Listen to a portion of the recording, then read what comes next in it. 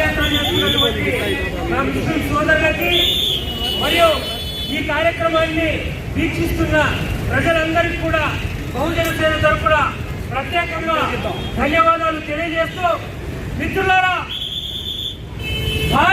భారతదేశ రాజ్యాంగం సమానత్వాన్ని కోరుకుంటుంది ఉండాలనే విషయాన్ని భారత రాజ్యాంగం చెప్తుంది.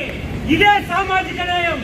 ఎవరి జనాభా ఎంతో వారి ఓటా కూడా అంతే ఉండాలని చెప్పేసి ఆ రోజు డాక్టర్ బాబాసాహెబ్ అంబేద్కర్ గారు రచించిన రాజ్యాంగంలో ఉన్నటువంటి ఆత్మ సమానత్వమేమనే విషయాన్ని ఈ ప్రజలందరూ గుర్తించాలి.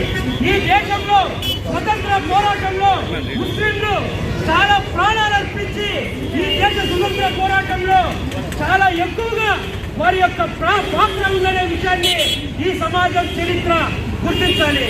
ఈ నేపథ్యంలో ఈ రోజున రాజకీయ పార్టీలు కేవలం రంజాన్ పేరుతో లేకపోతే మన ఇంటి నిధుల పేరుతో మన మన మన వాడలకు వచ్చి మన మసీదులకు వచ్చి ప్రార్థనలు చేసుకొని వెళ్ళిపోతారే తప్ప ఇక్కడ సమానమైనటువంటి రాజకీయ అవసరాలు కల్పించాలనే విషయాన్ని ముస్లిం సమాజం గుర్తుపెట్టుకోవాలి.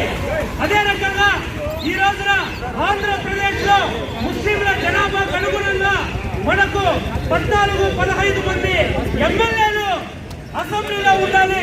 కానీ కేవలం రాజకీయ పార్టీలు భిక్ష వేసినట్టు మైనార్టీలకు ఏదో హజ్ యాత్ర పేర్లతో కొంత కానుకలు ఇచ్చినట్టు కాదు.